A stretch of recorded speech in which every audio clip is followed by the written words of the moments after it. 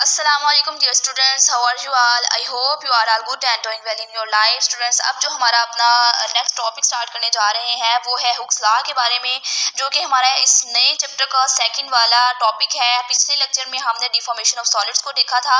अब हम Hooke's law को देखेंगे कि हम देखेंगे कि ये लॉ कौन सा है, किस बारे में है, इसके अंदर क्या क्या चीज़ें बताई गई हैं। हम एक ग्राफ के जरिए समझेंगे और हर तरह से इसको अच्छे से कवर करेंगे। तो चलिए विदाउट वेस्टिंग एनी टाइम हम अपने इस टॉपिक को स्टार्ट करते हैं।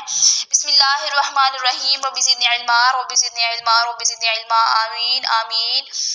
If a force is applied on a string to stretch और कंप्रेस इट, इसमें वो कह रहा है, हमने जैसे पीछे स्टडी किया था कि अगर हम किसी भी स्प्रिंग के ऊपर किसी भी जो स्प्रिंग होता है उसके ऊपर हम कोई फोर्स लगाएंगे, या तो उसको खींचने के लिए या उसको यानी स्ट्रेच करने के लिए या उसको कंप्रेस करने के लिए यानी सिकुड़ने के लिए जब हम उसको फोर्स लगाएंगे तो क्या होगा, द एक्सटेंशन और compression is found directly proportional to the applied force within the elastic limit. कहता है कि या तो उसके अंदर वो उस फोर्स की वजह से एक्सटेंशन होगी, यानी या तो उसकी लंबाई बढ़ेगी, तो या उस फोर्स की वजह से जो हमने उसको सिकुड़ने के लिए लगाई थी उससे या तो उसकी जो लेंथ है वो कम होगी, यानी वो कंप्रेस होगी, उसकी लेंथ के अंदर कमी आएगी। तो वो जो एक्सटेंशन और कंप्रेशन होगी यानी उस स्प्रिंग का सिकुड़ना और उस स्प्रिंग का जो उसकी लंबाई में इजाफा होना वो डायरेक्टली प्रोपोर्शनल होगा उस फोर्स के साथ जो हमने एक इलास्टिक लिमिट के अंदर रहते हुए लगाई थी। यानी इसके अंदर जो हमारे पास जो केस है वो क्या है कि आपने इलास्टिक लिमिट के अंदर रहते हुए ही फोर्स को अप्लाई करना है। अगर हमने स्टूडेंट्स जैसा पिछले लेक्चर में देखा था कि अगर इलास्टिक लिमिट ही क्रॉस हो जाएगी तो फिर बॉडी जो है वो परमानेंटली जो अपने आप को डिफॉर्म कर लेगी, वो दोबारा से अपनी पहली कंडीशन में वापस नहीं आएगी। इसलिए यहाँ पे कंडीशन ये है कि आपने इलास्टिक लिमिट के अंदर रहते हुए उस बॉडी के ऊपर फोर्स लगानी है, जो या तो उसके अंदर एक्सटेंशन लेके आएगी यानी उसकी लेंथ को बढ़ा देगी, तो या उसके अंदर कंप्रेशन लेके आएगी यानी उसकी लेंथ को कम कर देगी। तो वो दोनों चीज़ें जो है वो डायरेक्टली प्रोपोर्शनल होती हैं फोर्स के ऊपर, यानी जितनी फोर्स लगाएंगे आप उतनी जो एक्सटेंशन है वो ज़्यादा होगी, या जितनी आप फोर्स लगाएंगे उतनी एक्सटेंशन ज़्यादा होगी। और कंप्रेशन का भी यही केस है कि जितनी फोर्स ज़्यादा लगाएंगे कंप्रेशन भी उतनी ही ज़्यादा होगी। अब स्टूडेंट्स यहाँ पे देखिए उसने कहा है कि मैथमेटिकली हम उसको इस तरह से लिखते हैं, जैसे कि हमने ऊपर देखा कि फोर्स डायरेक्टली प्रोपोर्शनल होगी कि जितनी एक्सटेंशन हुई है या जितनी कंप्रेशन हुई है। आप यहाँ पिक्चर में देख सकते हैं कि अगर हम स्प्रिंग को खींचेंगे या हम उसको सिकुड़ने देंगे तो क्या होगा कि उसकी जो शेप के अंदर चेंजिंग्स आएंगी, उस चेंजिंग्स को हम क्या कहेंगे, एक्स से रिप्रेजेंट करेंगे। यानी अगर उसकी लेंथ बढ़ेगी या कम होगी, जितनी उसकी लेंथ बढ़ेगी या कम होगी हम उसको एक्स के साथ रिप्रेजेंट करेंगे। तो यही वो कह रहा है कि जो फोर्स है वो डायरेक्टली प्रोपोर्शनल होगी उस लेंथ के जो बड़ी है या कम हुई है। यानी अगर हम फोर्स को बढ़ाएंगे तो वो लेंथ जो बड़ी है वो ज़्यादा होगी, या हम फोर्स को बढ़ाएंगे तो जो उसकी वो लेंथ के अंदर चेंजेस आई है वो कम होगी।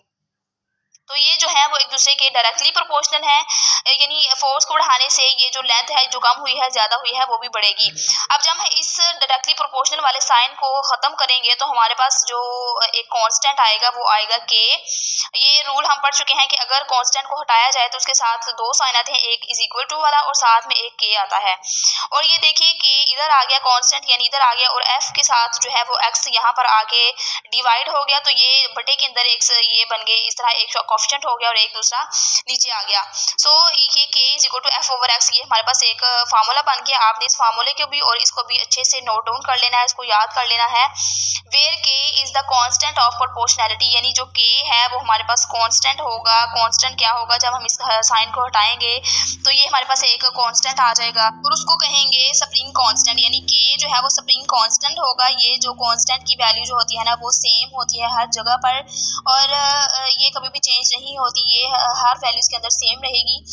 In fact it is the measurement of the stiffness of the string, कहता है कि ये जो कांस्टेंट की वैल्यू है ये हमें रियलिटी में ये बताती होती है कि जो हमारे पास जो स्प्रिंग है वो कितना सख्त है। यानी अगर स्प्रिंग जितना ज़्यादा सख्त होगा उतनी ज़्यादा हमें फोर्स लगानी पड़ेगी, और जितनी ज़्यादा हम फोर्स लगाएंगी और उतना ही जो ये स्प्रिंग होगा वो कम खींचेगा।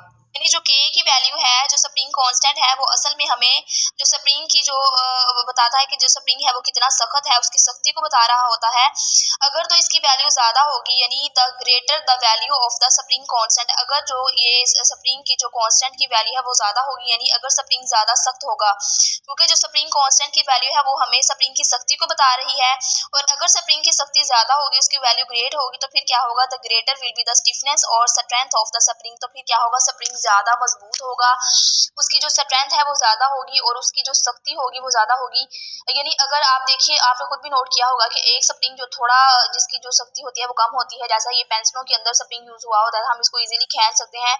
बनिस्बत उस स्प्रिंग के जो बिल्कुल सख्त होता है, या जो इंजन्स में या जो मोटर बाइक्स में इस तरह की चीज़ों में यूज़ होता है, वो स्प्रिंग बहुत ज़्यादा सख्त होता है, वो चाहे जितनी मर्जी फोर्स लगा लें वो हिलता भी नहीं है। तो जो हमारी फोर्स होती है, ये जो स्प्रिंग के अंदर चेंजिंग्स आ रही होती हैं, वो उस स्टिफनेस के ऊपर डिपेंड कर रही होती हैं कि वो जो स्प्रिंग है वो कितना सख्त है, उसके अंदर कितनी स्ट्रेंथ है। यानी वो थोड़ी सी फोर्स लगाने से हिल जाएगा, या उसके अंदर थोड़ी बहुत चेंजिंग्स आ जाएंगी, या वो इतना सख्त है उसको किसी भी फोर्स का कोई असर ही नहीं हो रहा, वो इतना ही सख्त है।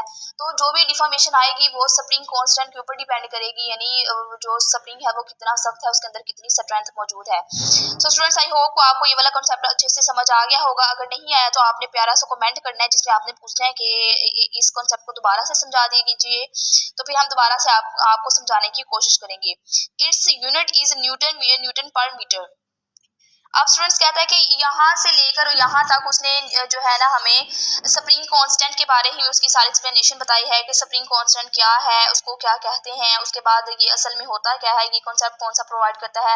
अब यहाँ पे वो जो है ना स्प्रिंग कांस्टेंट की हमें यूनिट बता रहा है कि उसका यूनिट है न्यूटन पर मीटर। अब देखिए स्टूडेंट्स, न्यूटन पर मीटर से क्या मुराद है, ये देखिए न्यूटन जो है एफ का यूनिट है, और मीटर जो है वो ये जो एक्स था, यानी एक्स को हमने क्या पढ़ा था, ये लेंथ है, और लेंथ का यूनिट क्या होता है, मीटर। तो जब ये मीटर ऊपर आएगा तो हमारे पास बन जाएगा न्यूटन पर मीटर। यानी ये बता रहा होता है कि कितनी फोर्स चाहिए होती एक जो है 1 मीटर लेंथ को डिफॉर्म करने के लिए, कितनी फोर्स चाहिए होती है, ये हमें वो बता रहा होता है। यानी ये जो स्प्रिंग कांस्टेंट है उसका ये यूनिट है, आपने इसको याद करना है, इसको हाईलाइट कर लीजिए। अब स्टूडेंट्स आगे चलते हैं। आगे उसने हमें एक ग्राफ को बना के दिखाया है और उसको एक्सप्लेन किया है कि ये देखिए इसकी स्लोप बिल्कुल सीधी है, और जैसा कि हमने पढ़ा था कि फोर्स और जो डिस्टेंस है या जो चेंजिंग्स आई हैं हमारे पास वो एक दूसरे के क्या है, डायरेक्टली प्रोपोर्शनल हैं। और यहाँ पे भी देखिए उसने बेसिकली हमें इस स्लोप के अंदर या इस ग्राफ के अंदर भी दोनों चीज़ों के दरमियान रिलेशन बताया है कि एफ और एक्स के दरमियान क्या रिलेशन है। चूंकि इनके दोनों के दरमियान डायरेक्टली रिलेशन है, यानी इसको बढ़ाने से ये भी बढ़ेगा। अब ये देखिए आहिस्ता आहिस्ता फोर्स भी बढ़ रही है, यहाँ पे देखिए फोर्स कम थी, यहाँ पे बढ़ी है, यहाँ पे बढ़ी है, यहाँ पे बढ़ी है। इसी तरह ये देखिए आप एक्स एक्सिस पे भी देख सकते हैं कि टाइम के साथ साथ जो है एक्स भी हमारे पास बढ़ रहा है। इस पॉइंट पे इतना एक्स था, इस पॉइंट पे इतना एक्स है, इस पॉइंट पे इतना है, यानी कि एफ भी टाइम के साथ साथ बढ़ रहा है और एक्स भी बढ़ रहा है। यानी जब दोनों चीज़ें बढ़ेंगी तो फिर पता चलेगा कि ये एक दूसरे के साथ डायरेक्टली प्रोपोर्शनल में है। यानी जितनी हम फोर्स बढ़ाएंगे स्प्रिंग के अंदर, जो स्प्रिंग की जो लेंथ है उसके अंदर उतनी ही चेंजिंग्स आएंगी, या तो वो बढ़ता जाएगा जो है एक्सटेंड होता जाएगा, या अगर हम उसको कंप्रेस कर रहे हैं तो वो कंप्रेस होता जाएगा, यानी उसकी जो एक्सटेंशन है या जो उसकी कंप्रेंशन है वो बढ़ती जाएगी। आप यहाँ पे देख सकते हैं कि फोर्स को बढ़ाने के साथ साथ जो ये लंबाई है उसकी चेंजिंग्स भी उसमें भी चेंजिंग्स बढ़ रही हैं। यहाँ पर ये देखिए यहाँ पे उसने एक पॉइंट दिया हुआ है। इस पॉइंट पे वो कहता है कि ये इलास्टिक लिमिट है। जैसे कि हमने प्रीवियस लेक्चर में देखा था कि इलास्टिक लिमिट वो लिमिट होती है जिसको अगर क्रॉस कर लिया जाए तो वो जो बॉडी है वो परमानेंट जो या तो टूट जाती है या उसके अंदर डिफॉर्मेशन परमानेंट आ जाती है, फिर वो दोबारा से अपनी पहली वाली हालत में नहीं आती। तो ये इलास्टिक लिमिट है, यानी अगर हम इस लिमिट से आगे जाएंगे तो हमारे पास जो वो बॉडी है वो या तो उसके अंदर परमानेंट चेंज आ जाएगा, परमानेंट तौर पर डिफॉर्म हो जाएगी, या वो टूट जाएगी। उसके बाद वो अपनी पहली वाली कंडीशन में दोबारा वापस नहीं आएगी। तो स्टूडेंट्स हम इसकी जो टेक्स्ट है उसको रीड आउट कर लेते हैं और उसको ग्राफ को समझ लेते हैं। A graph of force against extension, यानी ये फोर्स और एक्सटेंशन के दरमियान एक ग्राफ है, इज अ स्ट्रेट लाइन, एक स्ट्रेट लाइन को दिखाया गया है पासिंग थ्रू द ओरिजिन के दरमियान से ये गुजरी है और लाइन सीधी जा रही है। ये देखिए ये सीधी जा रही है और आगे जाके ये मुड़ी है। मुड़ी क्यों है? इलास्टिक लिमिट की वजह से, क्योंकि यहाँ पर बॉडी डिफॉर्म हो जाएगी और फिर क्या होगी, उसकी जो फोर्स है वो काफ़ी होगी और फोर्स दोबारा लगाने से वो टूट जाएगी, यहाँ परमानेंट डिफॉर्म हो जाएगी। If the applied force or load exceeds the elastic limit, यही वही बात कि अगर जो फोर्स है वो इलास्टिक लिमिट से बढ़ जाएगी, यानी हमने फोर्स यहाँ तक लगाई, अगर हम फोर्स को और लगाएंगे यहाँ तक, यानी अगर ये देखिए यहाँ तक आके जो फोर्स है ऊपर नहीं जा रही है, ऐसे हो गई है, डिफॉर्म हो गई है। ये देखिए अगर हम इसको फोर्स को थोड़ा सा और ऊपर लेके आते ना यहाँ तक, अगर फोर्स को थोड़ा सा और बढ़ाते तो बॉडी ने परमानेंट तौर पर जो है ख़राब हो जाना था, टूट जाना था। यानी अगर हम इसको और बढ़ाएंगे, एक्सीड करेंगे elastic limits of the spring से, तो इट इज़ परमानेंटली डिफॉर्म, तो ये परमानेंटली तौर पर अपने आप को जो बॉडी है वो डिफॉर्म कर लेगी, यानी अपनी शेप को चेंज कर लेगी। And its graph will no longer remain linear, तो फिर उसका जो ग्राफ होगा वो कभी भी लीनियर नहीं रहेगा। ये देखिए, ये जो ग्राफ है ये लीनियर नहीं रहा, यहाँ से मुड़ गया है ऐसे थोड़ा सा। तो जो अगर इलास्टिक लिमिट के बाद जो है कहता है कि ग्राफ कभी भी लीनियर नहीं रहता, क्योंकि जब बॉडी ही डिफॉर्म हो जाएगी तो वो हम और फोर्स क्या लगाएंगे, तो वो टूट ही जाएगी या डिफॉर्म हो जाएगी, और फोर्स नहीं लगेगी, तो वो जो है वो ग्राफ और लीनियर नहीं रहेगा, यहाँ तक ऐसे मुड़ जाएगा। द ग्रेडियंट और slope of force extension graph is a measure of the spring constant के।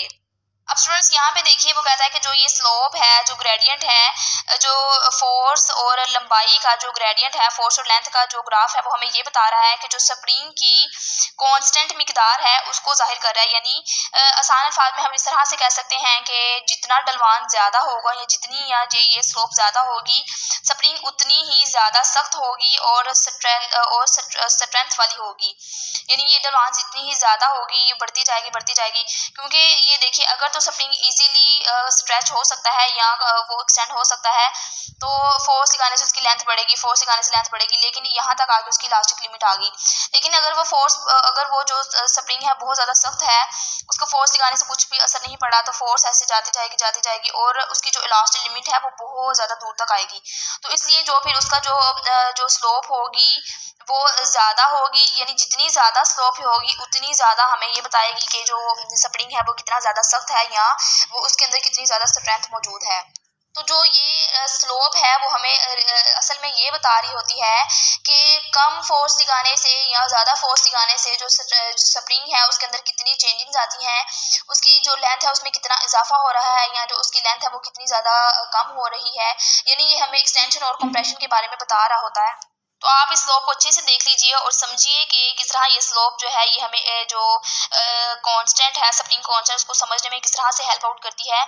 तो आई होप ये आपको ये समझ आ गया होगा। आगे देखिए, Hooke's law also holds when a force is applied to a straight thin wire और a rubber band within its elastic limit. इसमें वो कह रहे हैं कि जो हुक का जो ये लॉ था, हुक का लॉ क्या था कि जितनी फोर्स बढ़ाएंगे उतनी जो है बॉडी की जो कंप्रेशन है या एक्सटेंशन ज़्यादा बढ़ेगी। यानी जो फोर्स डायरेक्टली प्रोपोर्शनल है एक्स के, यानी लेंथ के डायरेक्टली प्रोपोर्शनल होता है, जितनी फोर्स ज़्यादा देंगे उतनी ही एक्सटेंशन या जो कंप्रेशन है वो ज़्यादा होगी। तो वही कह रहा है कि जो हुक्स का जो कानून है वो सिर्फ हमारे पास स्प्रिंग के ऊपर अप्लाई नहीं होता, बल्कि ये तब भी अप्लाई हो रहा होता है जब एक थिन वायर यानी एक पतली सीधी वायर को खींचा जाए या उसको कंप्रेस किया जाए, या एक रबड़ का जो बैंड होता है, जैसे कि हमने पिछले लेक्चर में डिफॉर्मेशन ऑफ सॉलिड्स में स्टडी किया था रबर बैंड को, कहता है कि अगर हम उनको भी इसी तरह खींचेंगे या कंप्रेस करेंगे तो उनकी भी जो लेंथ होगी या तो बढ़ेगी या कम होगी, और उनके अंदर भी एक इलास्टिक लिमिट पाई जाती है, with in its elastic limit, उनके अंदर भी एक इलास्टिक लिमिट पाई जाती है। यानी अब अगर फर्ज करें कि आप एक थिन वायर है, बिल्कुल सीधी है, अगर आप उसको खींचते जाएंगे तो उसकी जो बॉडी की जो लेंथ है वो बढ़ती जाएगी, लेकिन एक ऐसा पॉइंट आएगा जो उस बॉडी का इलास्टिक लिमिट होगी, और जब आप उस लिमिट से आगे भी फोर्स और लगाएंगे तो वो वायर टूट जाएगी, दो हिस्सों में डिवाइड हो जाएगी। इसी तरह जो इलास्टिक रबड़ होता है, रबर बैंड होता है, उसी के अंदर भी ऐसा ही होता है कि आप उसको खींचते जाएंगे, उसकी जो लेंथ है वो बढ़ती जाएगी, लेकिन एक ऐसा पॉइंट आएगा जहाँ पर और फोर्स लगाने से वो जो रबड़ है वो टूट जाएगा, उसके अंदर परमानेंट चेंज आ जाएगा, दोबारा से वो अपनी असली हालत में नहीं आएगा, क्योंकि वो पॉइंट जो था उसका इलास्टिक लिमिट वाला पॉइंट था और आपने उस पॉइंट को क्रॉस कर दिया, तो बॉडी जो है उसने अपने आप को परमानेंट डिफॉर्म कर लिया, यानी वो ख़राब हो गया, दोबारा से वो नहीं आ सकती अपनी असली हालत में। सो स्टूडेंट्स, ये था हमारा आज का टॉपिक, जिसमें हमने हुक लॉ को देखा कि वो क्या होता है, उसके बारे में हमने उसके फार्मूला को देखा, उसकी जो रिलेशन था उसको देखा, और स्प्रिंग कांस्टेंट को अच्छे से देखा और उसको एक ग्राफ के से अच्छे से समझने की कोशिश की।